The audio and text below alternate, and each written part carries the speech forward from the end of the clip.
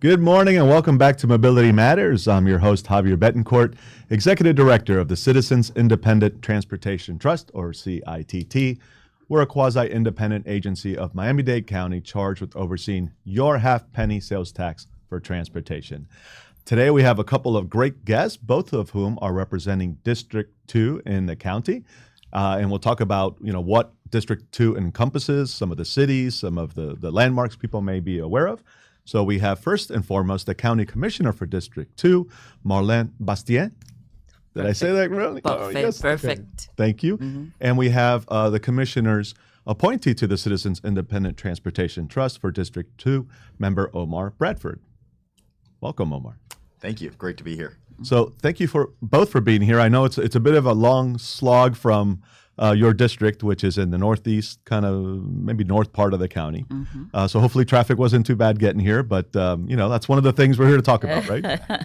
Wasn't that bad. Could be worse. Okay, good. Yes, good. Actually, we made it faster than we expected. Oh, good. Yeah, we don't hear that a lot. We got a great driver. Good to know. He was able to cut some corners here. That's great. Mm-hmm. So let's talk about what District 2 is first and foremost. So where in the county is that, and what are some of the things people might recognize inside the district? Well, first of all, thank you for having me and having us. So District 2 covers part of Miami, North Miami Beach, Bastien Garden, and part of Opaloka. Wow, you have a lot of cities, and in some unincorporated as well, right? Yes, of course.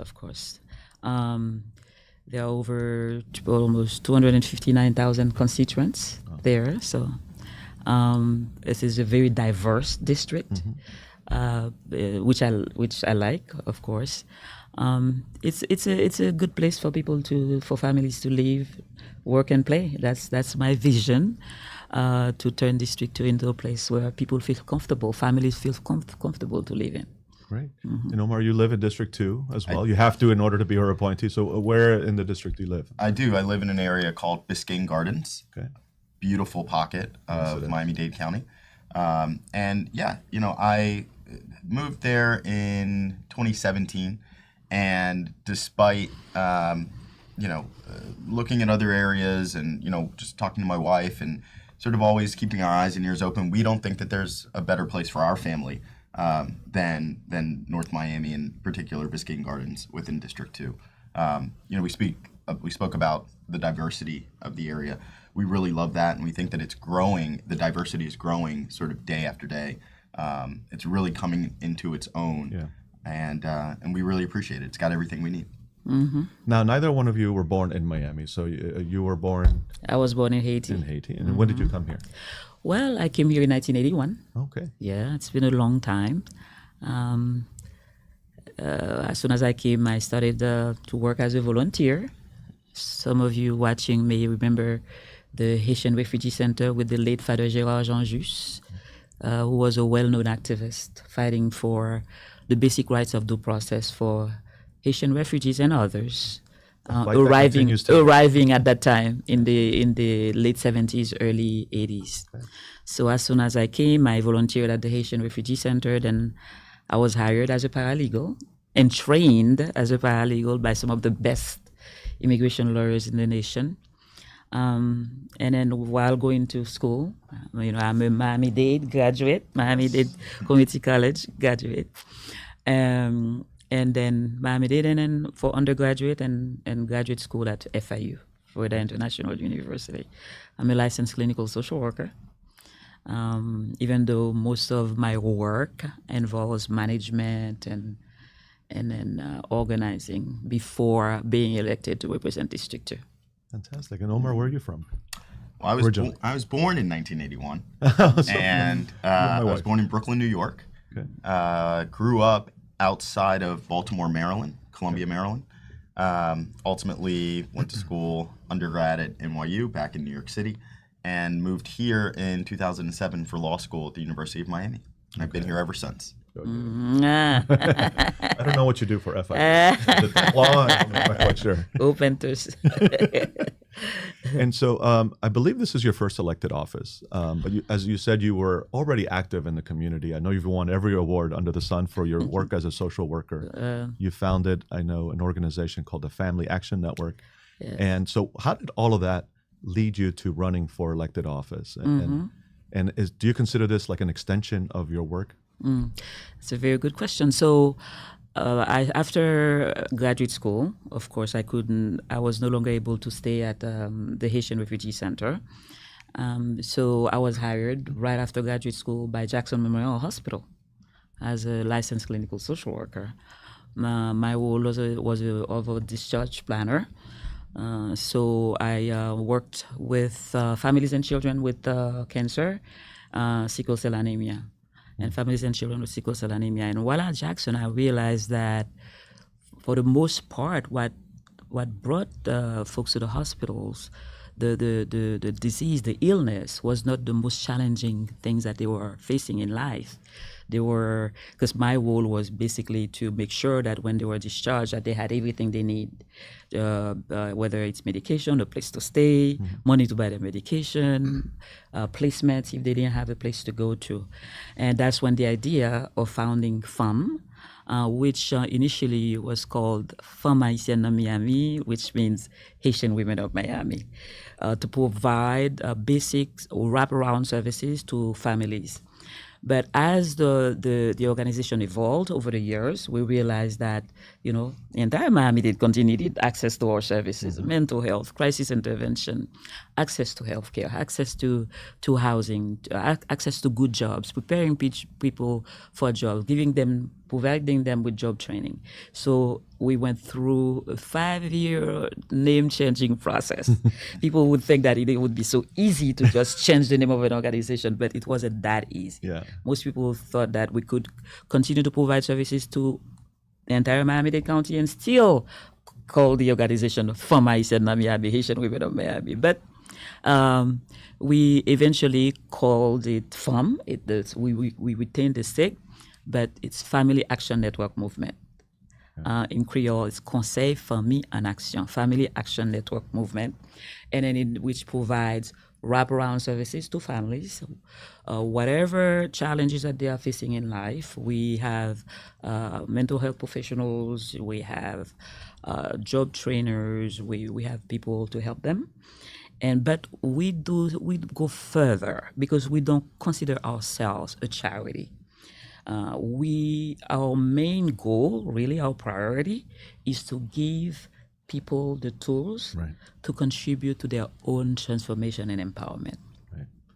Whether it's to find a better job, we provide them with the job training, and we also give people, help people, gain their voices. Some people think that government, they don't have anything to say about government. They don't have a role to play in local government. They don't have a role to play in the legislature. They don't have a role to play in what's going on in Washington, D.C.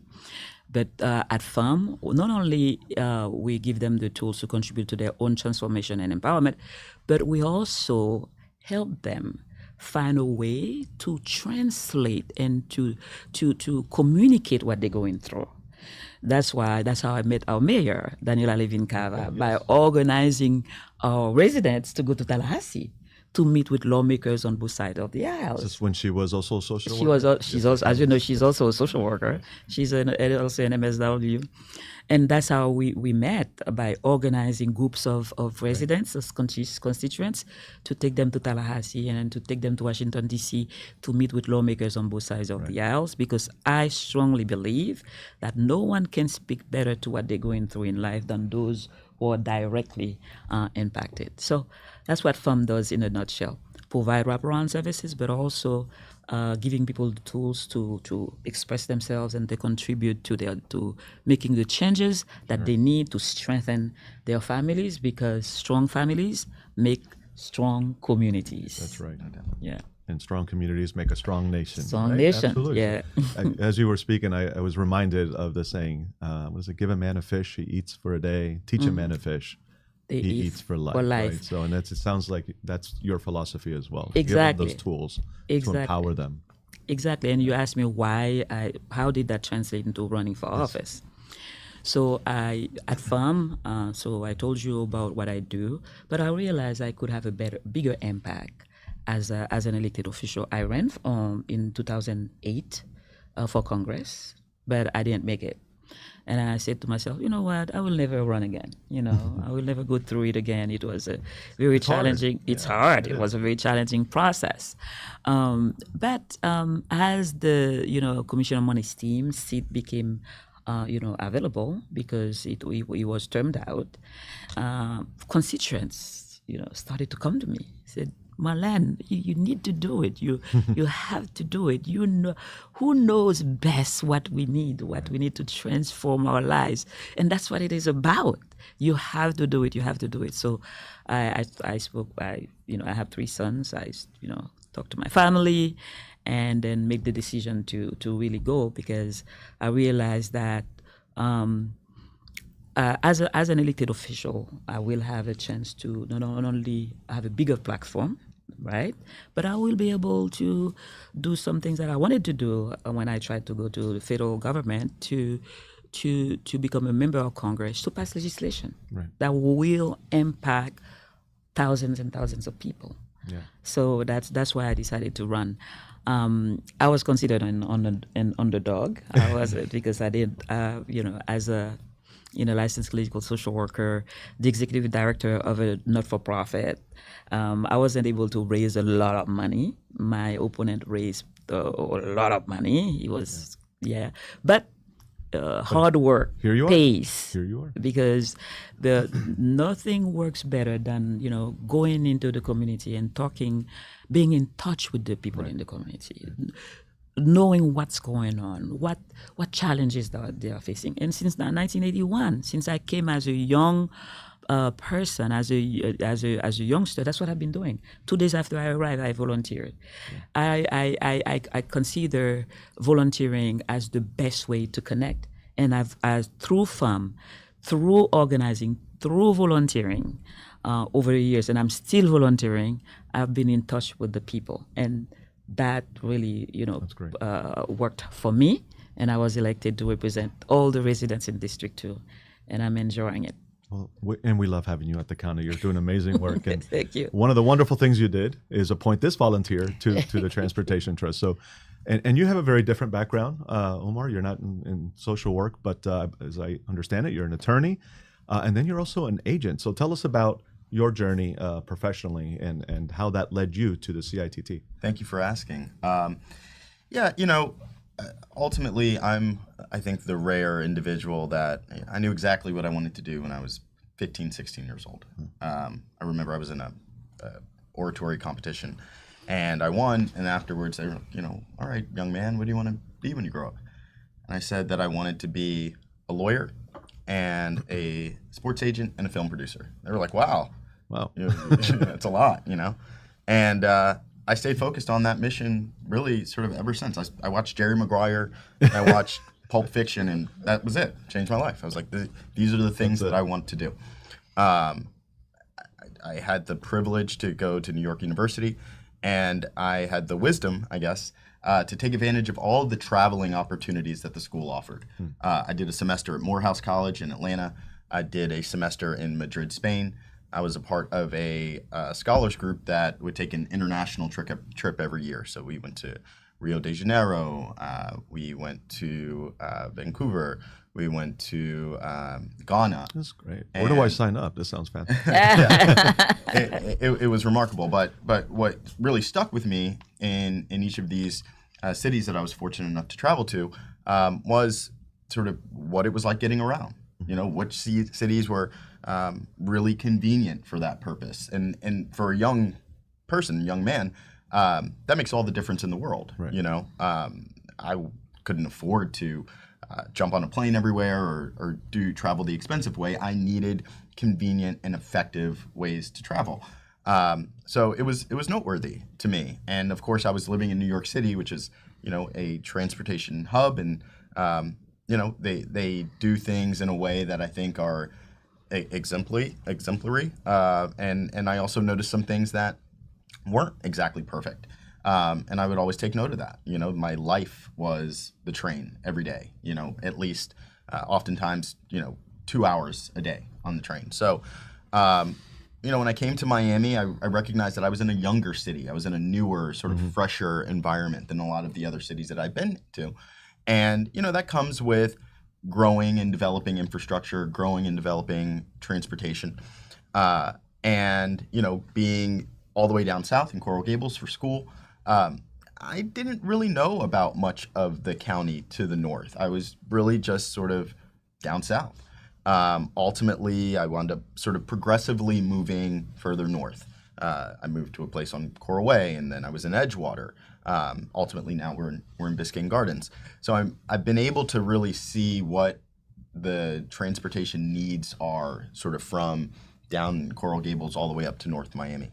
And it's something that I'm passionate about. I've always been passionate about it. And I was very fortunate to be tapped by prior Commissioner Bastien. And I've really enjoyed working under your leadership and, with my colleagues at the Trust. And I think that we're doing impactful work. And I think we're doing work that is really meaningful on a day-to-day basis to a lot of people. And then I was greatly fortunate to be reappointed by the Honorable Commissioner Bastien, who I don't say that lightly or as a just a turn of phrase. The work that you do, Commissioner, is truly honorable. You've been doing it for a long time, and it's really important to individual families and the community at large. So we appreciate you, and we want you to keep going. And whatever we can do to support, we will continue to. Thank you. Thank you. And there's a lot of kind of exciting projects underway or kind of in the planning phases within your district. And we talk ad nauseum here on this program about the SMART plan, the Strategic Miami Area Rapid Transit Plan, to expand rapid transit to all corners of the county. Some commissioners don't have a corridor. Some commissioners have one. You have two.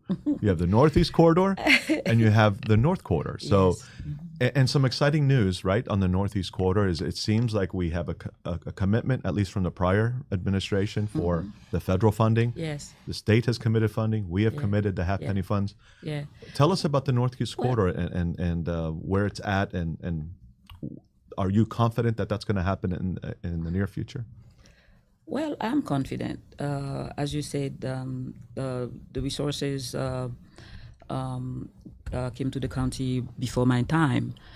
But one thing that I know, because I've been dealing with families who, for the most part, have to rely on public transportation to get to work. And Miami-Dade County being what I consider the capital of the Americas, where people come from all around the world, in addition to those who have to use public transportation to get to their work. Our economy is based heavily on tourism, and most of the people who work in tourism, in our hotels, restaurants, they rely on public transportation. So as a candidate, improving and making sure that people are able to get to work fast, for my vision for public transportation to be fast, efficient, right, remains whole. So that's why I'm so happy about the connections that are being made through the Northeast corridors that will allow people to connect faster and then to get from one point to the other faster. And affordably, right? Because Brightline is there now, but it's not necessarily affordable. So we still need to work on the affordability because you probably know that there are people who have to who have 2-3 jobs. Yes. Yeah. And then they imagine having to use public transportation to connect to this one, that one. It costs money. So affordability is something that moving forward, I'd like to look at because I receive I hear from constituents all the time. It has to be cheaper. It needs to be cheaper, especially now when the cost of living continues to increase, right. And yet salaries have remained stagnant over the years. And this is another issue that we need to address, because if we want our economy to remain strong, we have to create opportunities for people to be able to move, faster and more efficiently and cost effectively from one point to the other, and that's something that I'm really concerned about. So I'm happy about some of the work that is being done. I know it's gonna take a lot of investment. And since I've been elected, I've invested a lot in the infrastructure, making sure that millions are invested to fix the roads. And District 2 had its share, as you probably know, since you live in the district, of problems, with holes everywhere you turn. We get so many calls from constituents. Why is it that when we go to the other districts, the roads are paved and smooth, and then when we come to District 2, we have holes all over. So I've invested, because I like to say I don't like to talk. I like to really do the work and then action. And then I've invested money. That's why wherever you turn, whether it's off of 151st Street, I have a list of places where constructions, I'm going to put my glasses on because I cannot read without them, where work is being done. As you know, for those of you who walk or drive around District 2, I've invested $5 million in road improvement and infrastructure projects, And some of the places where work is being done includes Northwest 115th Street, from 17th Avenue to 22nd, 87th Street from 30th Road to 84th Terrace, 30th Place from 30th Place to 83rd Terrace, which I've already mentioned, from 167 down to 28th Street. Investment work is being done, and people have called me and told me, Commissioner, we are so happy. Wherever we turn in District 2, we see that the roads are being repaired. So I'm very proud of that, and I know you can also speak to that. And I'd like to hear your feedback on that, because when I promise something, I want to deliver.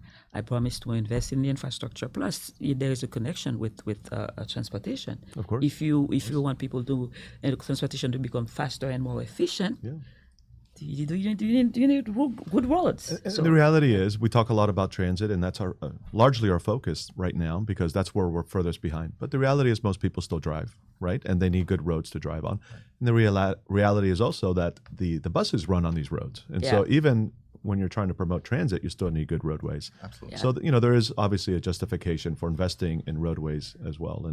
And Omar, your experience with those projects that the commissioner is advancing, do you see it happening? Do you see the progress? Absolutely. I can absolutely attest to it on a personal level. I mean, first of all, aesthetically, from 2017 until now, there is just a different and sort of more inviting and sophisticated sort of look to the district. And I think a lot of that has to do with the investment in the roadways. It not only makes it safer, of course, but it makes the growing. I think that our district is probably one of the fastest growing districts, and it makes it sort of more feasible to handle the increase of traffic. Like even something as simple as on 135th, they built a median. Sort of around North Miami Ave, between North Miami Ave and about Northeast 2nd Avenue, I believe. And it's made a world of difference. It makes the turns coming in, it makes everyone, it forces everyone to drive more safely, ultimately. Right. And, where we have the issues throughout the county of flooding and wet streets, et cetera, it's a real sort of safety hazard if those roads are not, hadn't been improved. Right. And these roadway improvements often include some kind of drainage improvement as well, to your flooding point. And there are improvements being made. I think that, there's still some room to go, but I'm quite appreciative of Mayor Cava and Commissioner Bastien and even prior Commissioner Monesteam's attention to these issues, because they really affect folks' day-to-day lives, and and it's going in the right direction, which I can attest to personally, because things were were pretty rough, years ago. Yeah. So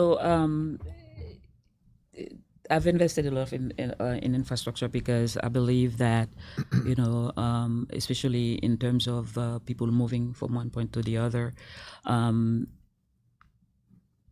we have some big events coming in Miami-Dade County. Not only that people have to get to work, but we have some big events coming. People from all around the world, they want to come to Miami-Dade County. Yeah. We have the World Cup coming. Yeah. Not too far outside of your district. 2026. Yes. Yes, Just and outside. my district. We're talking about the North Corridor connections, right? Right, on 27th So, Avenue. yeah, from 167 to all the way to 27th Avenue. My goal is to make sure that when people come from all around the world, they are able to say, wow. They are able to move. I mean, we're talking about millions of people converging to Miami-Dade County.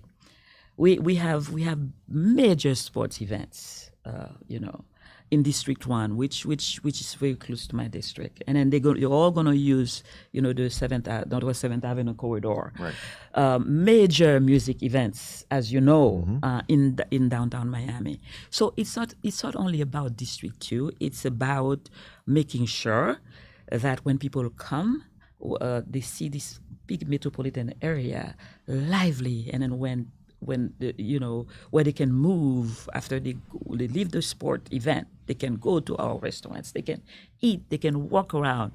My vision for District 2 is to create a space where people, the transportation can go fluidly, but also I want to create pathways for bike roads, for families to be safe riding their bikes. How many times have we read, people being killed, bicyclists being killed, just for, exercising. I want to change that. I want District 2 to be a place where young professionals can come and live, work, and play. Fantastic, and it's well on its way, right? And so you talked about bicycle pedestrian connectivity and safety, and I know that's something that we focus on at the CITT. Very much. The Underline, which is not too far from here, is a great example of that.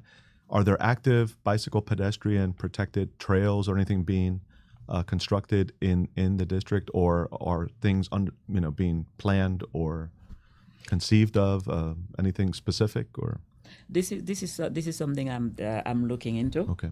But I know that in other districts, there are efforts to create this path for bicyclists and then even pedestrians to be able to walk around safely. I'm also concerned about people, the bus riders, right, being able to be protected. Right. From the elements. In my districts, most of the bus stops are not covered, for example, and then I'm working on legislation to make sure that we not only in my district but all bus stations are covered to protect people from the element. I'm also working on legislation to have hydration. Not only that they are covered, but to have hydration available because of it gets hot heat. here. Yes. Yeah. Because the heat. Hot and rainy. Yeah. So people there have been reports of people passing out, waiting at bus stops. So these are investments that I'm making, that I plan to make, because Miami-Dade County, like I said, we are the capital of the Americas. We need to make it a better place for not only our residents, but for people who are coming from all over the world, to partake in our county, partake in our games, in our spending money, investing. That's our goal. That's my goal. And those are tremendously important initiatives. And I just want to make clear that you've got a partner in not only me but in the entire CITT, because those are the things that are completely and directly aligned with what we prioritize. So ultimately, anything that I can do with respect to those specific initiatives, it's absolutely, it'd be my pleasure. And it's not all in the county. The county's, you know, a large organization. It's well resourced, but you can't do it all. And we do have municipal partners, right? And they get 20% of the funds, and you have several cities in District 2. Omar, talk a little bit about what we do with the cities and some of the great things that the cities are doing as part of that mobility puzzle. Sure. I was honored to be at the ribbon cutting ceremony for the North Miami trolley.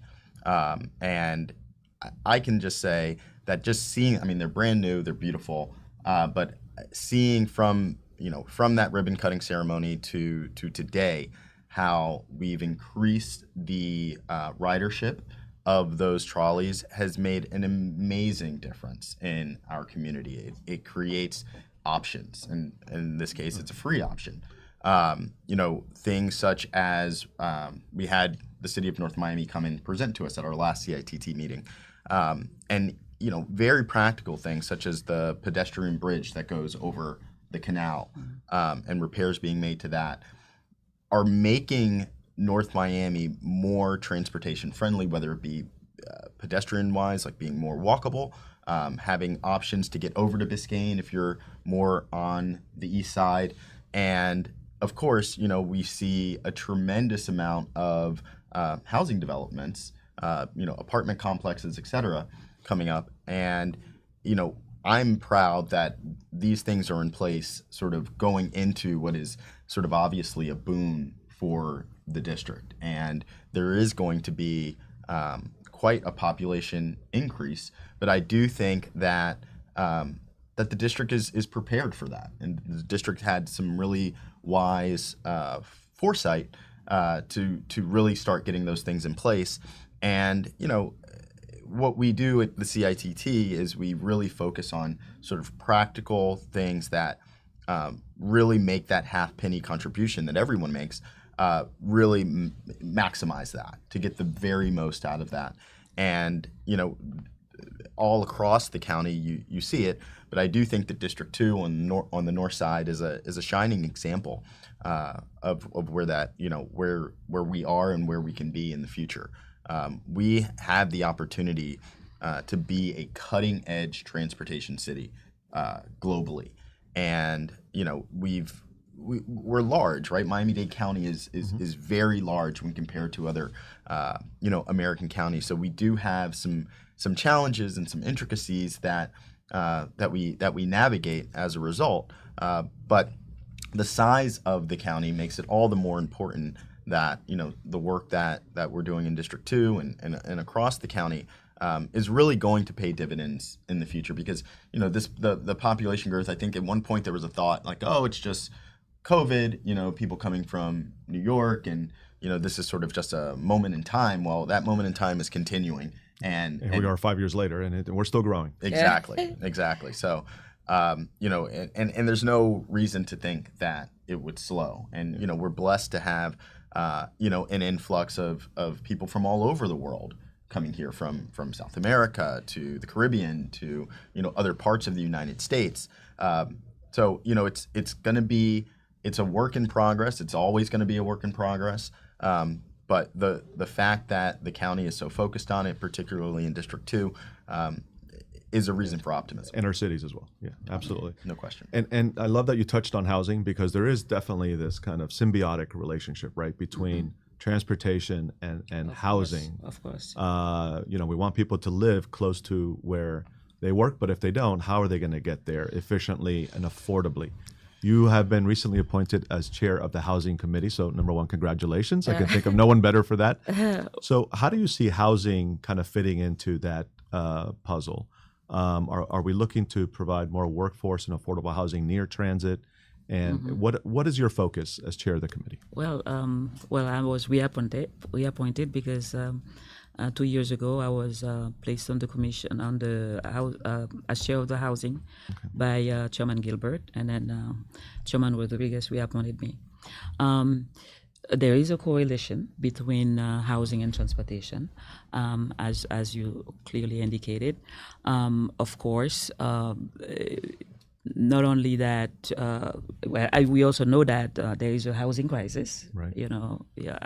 and affordability crisis. People, because salaries have remained stagnant, people are having, a lot of challenges with the high cost of housing. So my goal is really to develop, public-private partnership to build not only workforce housing, but also to build affordable housing that people who are on the lower threshold in terms of salary can afford. Because when we talk about affordable housing, we have to be very careful, because workforce housing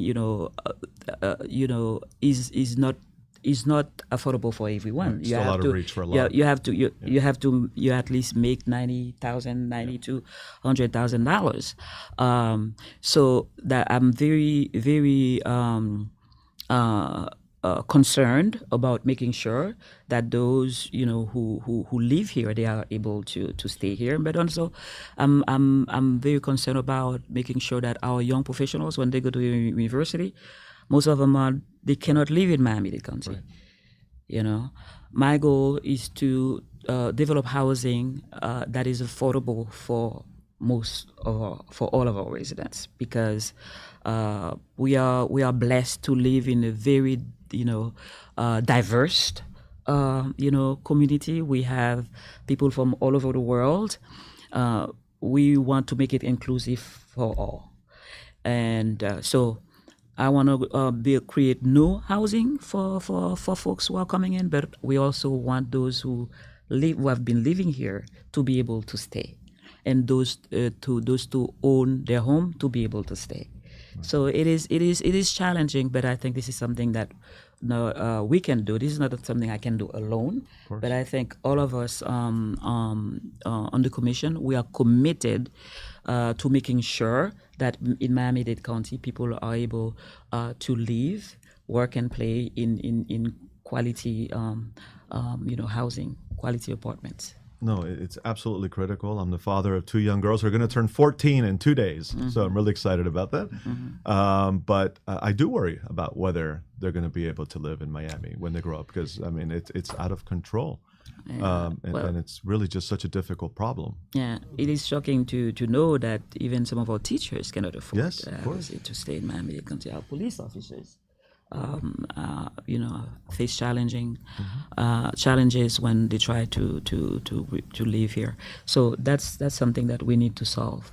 And then the way we solve it is to making sure that we create more, we build more housing, and then we make sure that they are affordable for those who cannot, afford. And how do we do that, I wonder, because most of the housing that is being built is luxury market rate, which people can't afford. How does government incentivize developers or require developers to build affordable workforce? Is it through tax incentives? Is it through there are bonuses? Well, there are tax incentives, but it depends on the commissioner. Right. District 2, as you know, has a lot of opportunities for developers, and I invite people to come. So I'm very strong on mixed use, where high-end professionals can come, those who can pay more, can stay. But those who cannot pay more, can also find, enjoy, a good place to live, a quality place to live. So I favor the mixed use housing, and then there are tax incentives. There are ways they can come and access these resources. I tell people that District 2 is open. For business, it's open, and whoever has a project that shows that you're able to develop this mixed use, you're welcome. And then we provide training for them. Since I've been elected, I've had town hall meetings. I have an open day policy where developers can come and talk to me. And if you have a project that can really help people access, quality housing, I'm open for it. But I favor mixed use. And what a desirable area the district is just for that. I mean, the fact that, you can get over the causeway to Bow Harbor in 7 minutes from Bastien, while at the same time, you're right at the Golden Glades interchange, so you can very easily get to Broward or, out west. And then you've got just these beautiful pockets of communities sort of in between, say, Bastien and 95. So, as the commissioner stated, anything that we can do to try to incentivize, these mixed-use developments,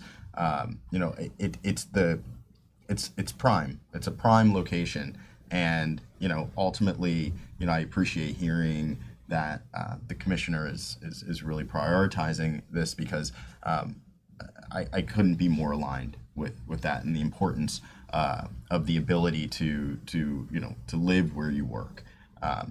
Ultimately, especially in these community-based jobs such as teachers and police officers, it's super important that there not be such a gap or an attenuated sort of geographic distinction between where someone works and where someone lives that allows someone to pour into the community even more.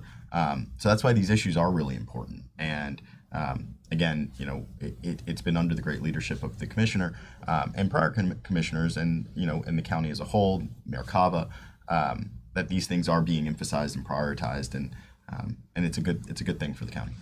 And we want our young professionals to also come and live in District 2. Yes. And for that, we need to be ready for them. My goal, my dream is for District 2 to become this, strong, resilient, thriving, place, where everyone feels welcome. So District 2 is open. So. And it's well on its way. Yes. And I think that's probably a good stopping point, unless there's anything else you'd like to share. If people want to learn more about you, your district, where should they go? What is your website? Well, they can go to the website, and then they can also call me, email me, marleine.bastien@miami-dade.gov. It's very easy, 305. What is the number again for them? We'll look it up. We'll look it up. 694-2779, 305-694-2779. They can call. I have offices in North Miami, 915 Northeast 125th, and I have an open door policy. You don't need you on Mondays, for example. You don't need an appointment to see me, and I'm always in the neighborhood, always in the community, because I believe that the commissioner should be accessible to the constituents, to the residents. That's my philosophy. So welcome to District 2. Well, Commissioner, thank you, first of all, for what you do. Thank you for your service, both as an elected official, but also your social work throughout the years. And thank you for being on the program. I appreciate it. Thank you for inviting me. And Member Bradford, thank you for all of your work with the CITT and also for appearing on the program. Much appreciated, sir. And folks, if you're interested in learning more about what we do at the CITT, you can visit our webpage, miami-dade.gov/CITT. If you're interested in joining Member Bradford as a member of the CITT, we do have several vacancies, and we encourage you to apply. You can find that information on our website. And if you are a regular transit rider, please also apply to be a CITT ambassador. This is a great program. We're up to 200 ambassadors now, 2 years in, which is wonderful. And basically, if you're a rider of the system, you have access to an app. You submit your feedback, your observations on that app, and you get rewarded with points every time you submit that feedback. And you can exchange those points for mobility rewards, free Uber rides, free transit passes. Great program, so explore that as well. That's all the time we have on this program. We invite you to join us here every other Thursday from 9 to 10 a.m. And finally, we want to thank our partners in this endeavor, Miami's community newspapers, for producing the program and offering this beautiful space for us to launch this program. It's been a great partnership, and hopefully it will continue. Thank you. We'll see you in a couple of weeks.